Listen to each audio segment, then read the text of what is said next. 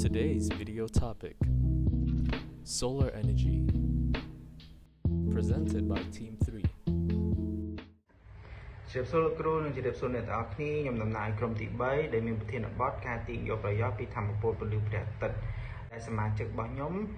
មានដូចជាខ្ញុំឈ្មោះដនឧត្តមនិងសមាជិកដទៃទៀតមានដូចជាត្រីមីងលៀបខុនវិសាលរិទ្ធីលីសាពូលីតាំងហ៊ុយទឹករក្សាឆៃម៉ារ៉ារតនាភួងផនជុនហាប់ធានស្រីលិនពួនកានិកាយេតយ៉ារីឈៀងនីសាហេងវណ្ណៈម៉ូសានីតាថៃលីហួលីវឈីហើយនឹងកៅជិងដែលសមាជិកក្រុមទាំងអស់គ្នានឹងបកស្រាយទៅលើមាតិកា4ចំណុចធំៗនិង5ចំណុចតូចៗដែលចំណុចទី1និយាយទៅលើនិយមន័យធម្មពលពន្លឺព្រះអាទិត្យតើធម្មពលពន្លឺព្រះអាទិត្យមាននិយមន័យដូចម្ដេចចំណុចទី2ប្រភពធម្មពលពន្លឺព្រះអាទិត្យតើប្រភពធម្មពលពន្លឺព្រះអាទិត្យនឹងមានបានមកពីណានិងមានប្រភពមកពីណាពីពួកយើងនឹងបកស្រាយទៅលើចំណុចទាំងអស់ហ្នឹងចំណុចទី3ការទាញយកធម្មពលពន្លឺព្រះអាទិត្យចំណុចនេះយើងនឹងបកស្រាយទៅលើការទាញយកធម្មពលពន្លឺព្រះអាទិត្យមកប្រើប្រាស់ដើម្បីបានជាប្រយោជន៍តាមរយៈសកម្មភាពផ្សេងៗចំណុចទី4នោះគឺសារៈប្រយោជន៍នៃធម្មពលពន្លឺព្រះអាទិត្យតើសារៈប្រយោជន៍ពន្លឺព្រះអាទិត្យបានផ្ដល់ប្រយោជន៍អ្វីខ្លះទៅដល់មនុស្សនិងបរិស្ថានចំណុច4ចំណុច5ទៀតមានដូចជាជីវភាពប្រចាំថ្ងៃមនុស្សបានប្រើប្រាស់អ្វីខ្លះនៅក្នុងជីវភាពប្រចាំថ្ងៃហើយចំណុចទី2នោះគឺកសិកម្មមនុស្សបានប្រើប្រាស់ធម្មពលពន្លឺព្រះអាទិត្យអ្វីខ្លះនៅក្នុងកសិកម្មក្នុងឧស្សាហកម្មក៏ដូចគ្នាក្នុងសេដ្ឋកិច្ចនិងបរិស្ថានសុទ្ធសឹងថាជាចំណុចដែលសំខាន់នៅក្នុងការទាញយកផលប្រយោជន៍ពីធម្មពលពន្លឺព្រះអាទិត្យដើម្បីមកប្រើប្រាស់និងបីកាត់បន្ថយនៃការខ្ជិះខ្ជាយនិងការប៉ះពាល់ទៅដល់បរិស្ថានអរគុណជម្រាបសួរអ្នកទាំងអស់គ្នាអញ្ចឹងយើងចាំបាច់ត្រូវយល់ដឹងអំពីនិយមន័យរបស់ធម្មពលពន្លឺព្រះអាទិត្យតើធម្មពលពន្លឺព្រះអាទិត្យមានន័យដូចម្ដេចអញ្ចឹងធម្មពលពន្លឺព្រះអាទិត្យគឺជាពន្លឺរស្មីឬកម្ដៅពីព្រះអាទិត្យដែលត្រូវបានចាប់យកនិងបំលែងទៅជាធម្មពលអាចប្រើប្រាស់បានដូចជាអគ្គិសនីជាដើមដោយប្រើប្រាស់បច្ចេកវិទ្យាទាញយកធម្មពលពន្លឺព្រះអាទិត្យដោយហៅថា photovoltaic ការបំលែងធម្មពលកាំរស្មីពន្លឺព្រះអាទិត្យវាអាស្រ័យកើតឡើងមកពីបម្រើការរបស់ direct current ហើយជាមួយនឹង semiconductor នោះគឺជាគ្រឿងសំខាន់ដែលស្តុកទុកនៅក្នុងប្រទេស solar panel ដើម្បីទាញធម្មពលពន្លឺព្រះអាទិត្យចំណុចទី2ប្រភពប្រព័ន្ធព្រះអាទិត្យប្រភពប្រព័ន្ធព្រះអាទិត្យស្ថិតនៅក្នុងស្នូលយ៉ាងជ្រៅរបស់ប្រព័ន្ធព្រះអាទិត្យហើយវាប្រតិកម្មជាមួយនឹងនុយក្លេអ៊ែរបង្កើតបានទៅជាធម្មពលយ៉ាងច្រើនបញ្ចេញពីផ្ទៃរបស់ប្រព័ន្ធព្រះអាទិត្យទៅក្នុងលំហក្នុងទម្រង់ជាពន្លឺនិងកម្ដៅប្រភពធម្មពលសំខាន់បំផុតគឺជាការដុតឧស្ម័នអ៊ីដ្រូសែននៅក្នុងប្រតិកម្មនុយក្លេអ៊ែរទៅជាធម្មពលពន្លឺនិងកម្ដៅជាសួរអ្នកគ្នាខ្ញុំឈប់ខុសភាសាចឹងថ្ងៃនេះខ្ញុំមកនិយាយពីចំណុចទី3ការទាញយកធម្មពលពីពន្លឺព្រះអាទិត្យចឹងការទាញយកធម្មពលពីពន្លឺព្រះអាទិត្យហ្នឹងមានពីរប្រភេទគឺបែបសកម្មនិងបែបអសកម្មបែបសកម្មហ្នឹងគឺយើងទាញយកធម្មពលពីពន្លឺព្រះអាទិត្យដោយយើងបាច់ប្រើឧបករណ៍ដើម្បីទៅចាប់យកធម្មពលពន្លឺព្រះអាទិត្យហ្នឹងយកមកប្រើប្រាស់យើងគ្រាន់តែយើងបាច់ធ្វើអីក៏វាយើងអាចយកធម្មពលពន្លឺព្រះអាទិត្យហ្នឹងមកប្រើប្រាស់បានដោយការបើកប្រួយផ្ទះអីចឹងណាបើកប្រួយផ្ទះឲ្យពន្លឺព្រះអាទិត្យចូលមកបំភ្លឺក្នុងផ្ទះយើងហ្នឹងក៏ជាការប្រើប្រាស់ពន្លឺព្រះអាទិត្យដែរហើយដល់ពេលបែបអសកម្មវិញគឺការប្រើឧបករណ៍ដើម្បីបំលែងធម្មពលព្រះអាទិត្យហ្នឹងដើម្បីយកមកប្រើក្នុងជីវភាពប្រចាំថ្ងៃដូចជាការប្រើសូឡាជាដើមអរគុណ4សារៈប្រយោជន៍នៃពន្លឺព្រះអាទិត្យ 4.1 យើងនិយាយពីជីវភាពប្រចាំថ្ងៃអស់រយៈពេលជាច្រើនទសវត្សរ៍មកហើយមនុស្សតែងតែប្រើអស់រង្គាសនិងអស់រង្គាសហើយនឹងធ្យូងសម្រាប់ការប្រើប្រាស់ពន្លឺព្រះអាទិត្យសម្រាប់ប្រើប្រាស់ក្នុងជីវភាពដែលយើងឃើញវានៅក្នុងទម្រង់ដូចជាការចំណេញធ្យូងថ្មទៅជាធម្មពលពន្លឺព្រះអាទិត្យការប្រើប្រាស់អស់សម្រាប់គេហដ្ឋានហើយនិងអាជីវកម្មផ្សេងៗនិងប្រើប្រាស់ហ្គាសសម្រាប់គេហដ្ឋាន ដែលយើងដឹងថាការប្រើប្រាស់ទាំងអស់ហ្នឹងវាមានផលប៉ះពាល់ខ្លាំងមែនទែនទៅលើមនុស្សជាតិដូចជាបំពុលបរិស្ថានធ្វើឲ្យបរិយាកាសមិនល្អបំពុលខ្យល់ធ្វើឲ្យវិនាសព្រៃឈើផងដែរលក្ខណៈហើយដោយមនុស្សយើងឃើញពីផលវិបាកបែបនេះហើយទៅមនុស្សយើងងាកមកប្រើធម្មពលស្អាតដែលកកើតឡើងវិញបាននោះគឺជាពន្លឺព្រះអាទិត្យពន្លឺព្រះអាទិត្យនោះដែលគេបំលែងវាទៅជាសូឡាយើងអាចសូឡាគឺជាបច្ចេកវិទ្យាដែលទាញយកពន្លឺព្រះអាទិត្យដែលមានសុវត្ថិភាពសម្រាប់មនុស្សជាតិក្នុងការប្រើប្រាស់ហើយ មូលហេតុនៃការបំពុលផ្សែងពីយានយន្តដូចជាឡានម៉ូតូនិងគ្រឿងចក្រជាដើមផ្សែងពីរោងចក្រនិងសិប្បកម្មការប្រើប្រាស់ឥន្ធនៈដូចជាធ្យូងឬប្រេងឥន្ធនៈផលប៉ះពាល់ដល់បរិស្ថានប៉ះពាល់ដល់សុខភាពបង្កឲ្យមានជំងឺផ្លូវដង្ហើមជំងឺមហារីកជំងឺឈឺភ្នែកបង្កើតនៅបាតុភូតផែនដីនិងការប្រែប្រួលអាកាសធាតុវិនិស្សកម្មព្រៃឈើកាត់បន្ថយការដុតសម្រាមការដុតព្រៃឈើងាកមកប្រើប្រាស់នៅធម្មពលស្អាតដូចជាធម្មពលពន្លឺព្រះអាទិត្យនិងខ្យល់ដាំដំណាំដាំដើមឈើបន្ថែមដោយបានឃើញពីផលប៉ះពាល់យ៉ាងខ្លាំងទៅលើបរិស្ថាននិងសុខភាពមនុស្សចាប់ផ្ដើមងាកមកប្រើប្រាស់ធម្មពលស្អាតដែលអាចកើតឡើងវិញគឺធម្មពលពន្លឺព្រះអាទិត្យសូឡាគឺជាបច្ចេកវិទ្យាទាញយកនៅធម្មពលពន្លឺព្រះអាទិត្យស្អាតសុវត្ថិភាពមិនប៉ះពាល់ដល់សុខភាពឬបរិស្ថាន ចឹងចូលមកដល់ចំណុចនេះគឺក្នុងជីវិតប្រចាំថ្ងៃមនុស្សបានទាញយកពន្លឺព្រះអាទិត្យមកប្រើប្រាស់ដូចជាមួយសម្រាប់សុខភាពរាងកាយចឹងពន្លឺព្រះអាទិត្យផ្ដល់នូវប្រយោជន៍ដល់មនុស្សដូចជាផ្ដល់នូវវីតាមីន D ជួយដល់ស្បែកនិងធ្វើឲ្យឆ្អឹងមានសុខភាពល្អមួយទៀតគឺសុខភាពផ្លូវចិត្តធ្វើឲ្យជួយឲ្យអារម្មណ៍យើងមានអារម្មណ៍ស្រស់ថ្លានិងមានកម្លាំងកំហែងទី2ការបំផ្លាញធម្មពលការបំផ្លាញទៅជាធម្មពលអគ្គិសនីការប្រើប្រាស់ផ្ទាំងសិលាដើម្បីទាញយកធម្មពលដូចជាផ្ដល់នៅធម្មពលអគ្គិសនីសម្រាប់ប្រើប្រាស់ក្នុងកិច្ចការនិងអាជីវកម្មផ្សេងៗមួយទៀតគឺដំណើរការឧបករណ៍ប្រើប្រាស់ផ្សេងៗដែលត្រូវការអគ្គិសនីជាដើម3ការប្រើប្រាស់ក្នុងបច្ចេកវិទ្យាទំនើបចង់ធម្មពលដែលបានមកពីពន្លឺព្រះអាទិត្យអាចយកទៅប្រើប្រាស់ជាមួយនឹងយានយន្តអគ្គិសនីដែលប្រើប្រាស់សម្រាប់យកទៅសាកថ្មសាកភ្លើងរថយន្តអគ្គិសនីឬក៏ម៉ូតូអគ្គិសនីផ្សេងៗមួយទៀតគឺឧបករណ៍នៅក្នុងផ្ទះដូចជាអំពូលភ្លើងចង្ក្រានអគ្គិសនីកង្ហារនិងសម្ភារៈផ្សេងៗដែលនៅក្នុងផ្ទះ បើយើងកលេចមកចំណុច 4.2 វិញផ្នែកកសិកម្មការធ្វើកសិកម្មបែប Elite Forestry ដោយអត្ថប្រយោជន៍ជាច្រើនរួមមានប៉ុន្តែមុនចូលចំណុចនោះសូមបញ្យល់ពេល Elite Forestry វិញប្រព័ន្ធ Elite Forestry នឹងពាក់ព័ន្ធទៅនឹងការដំឡើងបន្ទះស្រូបពន្លឺព្រះអាទិត្យនៅលើគណៈកម្ពស់ឲ្យសមល្មមពីដំណាំដើម្បីផ្ដល់ម្លប់និងគណៈពេទ្យដែលអនុញ្ញាតឲ្យពន្លឺព្រះអាទិត្យនោះផ្ដល់ទៅឲ្យដល់ពន្លឺគ្រប់គ្រាន់នឹងឲ្យទៅរុក្ខជាតិអត្ថប្រយោជន៍ កសិកម្មកសិកម្មទី1គឺការបង្កើនទិន្នផលដំណាំម្លប់ដែលផ្ដល់ដោយបន្ទះពន្លឺស្រូបពន្លឺព្រះអាទិត្យនោះជួយគ្រប់គ្រងសីតុណ្ហភាពនិងការកាត់បន្ថយការបាត់បង់ទឹកតាមរយៈការហួតដែលអាចនាំឲ្យបង្កើនទិន្នផលដំណាំនោះឲ្យបានកាន់តែច្រើនទី2គឺការកាត់បន្ថយការប្រើប្រាស់ទឹកតាមរយៈការបាត់បង់ទឹកតាមរយៈការហួតការធ្វើកសិកម្មបែប កសិផលអាចជួយរក្សាធនធានទឹកចំណុចនេះគឺសំខាន់សម្រាប់ក្នុងតំបន់ដែលស្ងួតនិងការខ្វះខាតទឹកទី3គឺតម្លៃធម្មពលនឹងការតាមការរយៈការបង្កើតអគ្គិសនីដល់ខ្លួនឯងកសិករអាចកាត់បន្ថយការពឹងផ្អែកទៅលើបណ្ដាអគ្គិសនីផ្សេងៗនិងការកាត់បន្ថយថ្លៃដើមធម្មពលរបស់ពួកគេក្នុងករណីនេះគឺកសិករគាត់អាចបង្កើតអគ្គិសនីដល់ខ្លួនឯងដោយមិនពឹងផ្អែកលើបណ្ដាអគ្គិសនីណាផ្សេងទៀតទេ ខ្ញុំមកនិយាយបន្តពី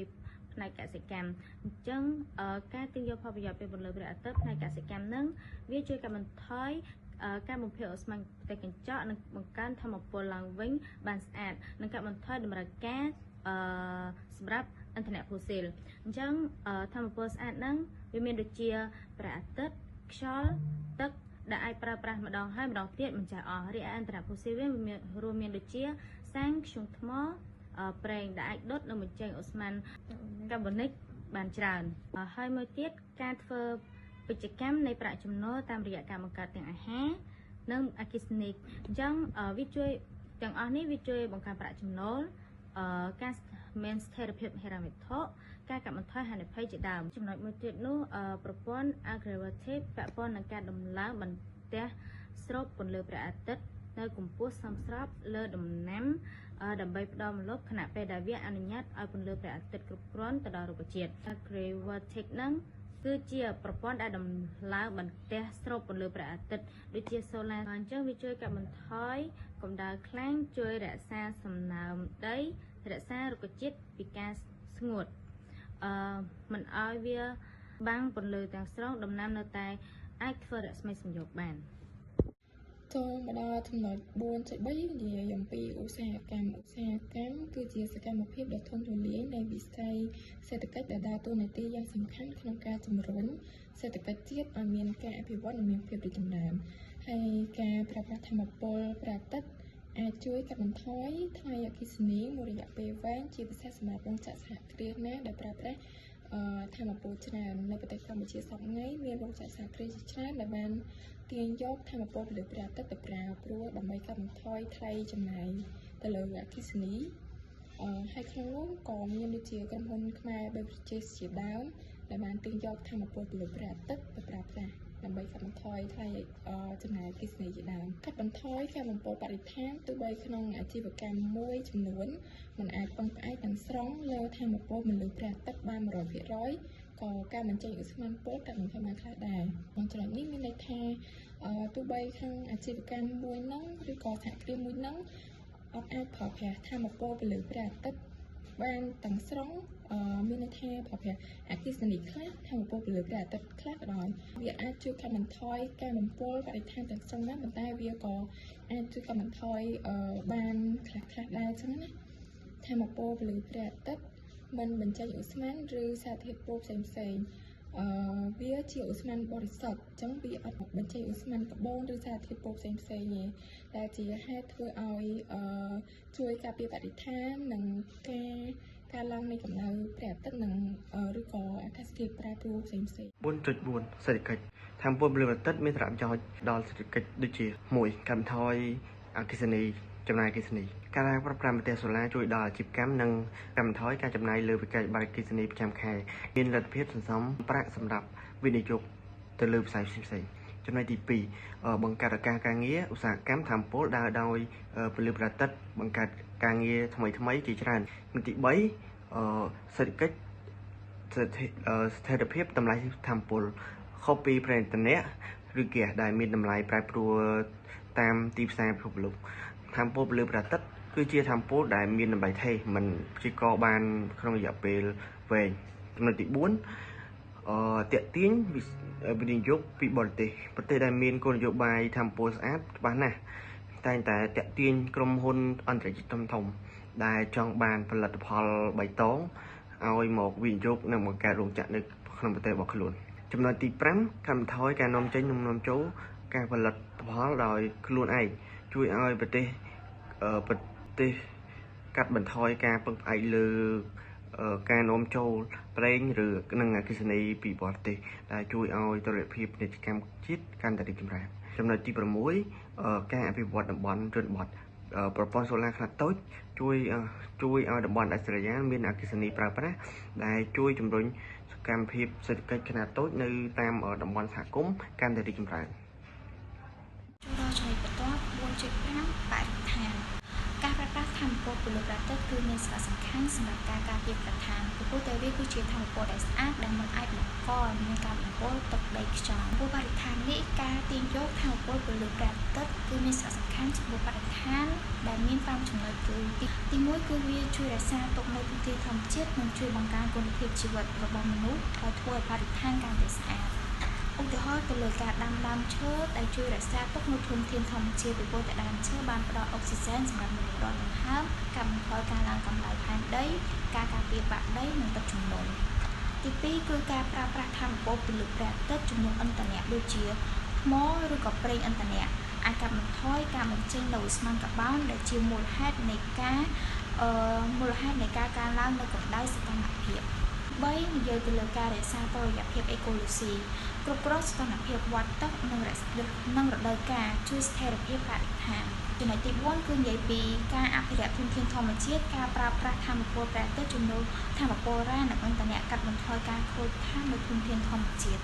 ចំណុចចុងក្រោយទី5គឺការសន្សំសំចៃនិងចីរភាពជួយឲ្យការរស់នៅប្រកបដោយចីរភាពនិងកាត់បន្ថយការពឹងផ្អែកទៅលើថាមពលនៃការបំពុលឧទាហរណ៍ទៅលើការសន្សំសំចៃភ្លើងនិងការប្រើប្រាស់រង្វិញនិងការប្រើប្រាស់សម្ភារៈរង្វិញបិទភ្លើងពេលមិនប្រើដបឬកថងអាចប្រើបានច្រើនដងកាត់បន្ថយសម្រាមនិងថាមពលបំពុល សេចក្តីមកថាមពលពន្លឺព្រះអាទិត្យគឺជាថាមពលស្អាតនិងអាចកកើតឡើងវិញដែលអាចជួយកាត់បន្ថយការបំពុលបរិស្ថានបានហើយដែលគេថាវាជាថាមពលដែលកកើតឡើងវិញដោយសារតែវាគ្មានថ្ងៃរីងស្ងួតនិងមិនផ្ដល់ផលប៉ះពាល់ទៅដល់បរិស្ថានដូចជាការប្រើប្រាស់ធ្យូងថ្មឬប្រេងកាតឡើយហើយវាជាប្រភពថាមពលដែលមានច្រើនឥតថ្លៃនិងអាចប្រើប្រាស់បានយូរអង្វែងដរាបណានៅមានព្រះអាទិត្យនៅតែរះយើងនៅតែមានអគ្គិសនីប្រើប្រាស់បានជារៀងរាល់ថ្ងៃដោយសារតែយើងយកផ្ទាំងសូឡាហ្នឹងយើងយកមកប្រើជំនួសហើយបច្ចេកវិទ្យាទំនើបធ្វើឲ្យថាមពលព្រះអាទិត្យមានប្រសិទ្ធភាពខ្ពស់និងមានតម្លៃសមរម្យបច្ចេកវិទ្យាទំនើបហ្នឹងសំដៅទៅលើការអភិវឌ្ឍបច្ចេកវិទ្យាបានឈានទៅដល់កម្រិតមួយដែលអាចទាញចាប់យកពន្លឺព្រះអាទិត្យឲ្យកាន់តែប្រសើរឡើងជាងមុនទោះបីជាមានមេឃសតុំក៏ដោយហើយចំពោះតម្លៃវិញតម្លៃមានការធ្លាក់ចុះដោយសារតែការមុនហ្នឹងផ្ទាំងសូឡាវាមានតម្លៃខ្ពស់ខ្លាំងហើយប៉ុន្តែបច្ចុប្បន្នបច្ចេកវិទ្យាផលិតមានភាពធំទូលាយជាងមុនដូច្នេះហើយធ្វើឲ្យតម្លៃគ្រឿងបរិក្ខារមានតម្លៃធ្លាក់ចុះដែលអាចឲ្យគ្រួសារនីមួយឬអាជីវកម្មគាត់អាចទិញយកទៅប្រើប្រាស់បានក្នុងតម្លៃសមរម្យហើយវាជួយកាត់បន្ថយការពឹងផ្អែកលើឥន្ធនៈផូស៊ីលនិងចំណាយអគ្គិសនីគឺការកាត់បន្ថយការនាំចូលប្រេងឬឥន្ធនៈផូស៊ីលពីបរទេសដែលធ្វើឲ្យស្ថិរភាពសេដ្ឋកិច្ចរបស់ប្រទេសជាតិយើងកាន់តែរឹងមាំជាងមុនអញ្ចឹងសរុបមកថាមពលព្រះអាទិត្យគឺជាដំណោះស្រាយថាមពលប្រកបដោយចីរភាពសម្រាប់អនាគតការវិនិយោគលើថាមពលនេះមិនត្រឹមតែជួយទៅដល់សេដ្ឋកិច្ចបុគ្គលនិងអាជីវកម្មប៉ុណ្ណោះទេប៉ុន្តែវាគឺជាការវិនិយោគដើម្បីសុខុមាលភាពរបស់ភពផែនដីនិងមនុស្សជាតិជំនាន់ក្រោយជាដើម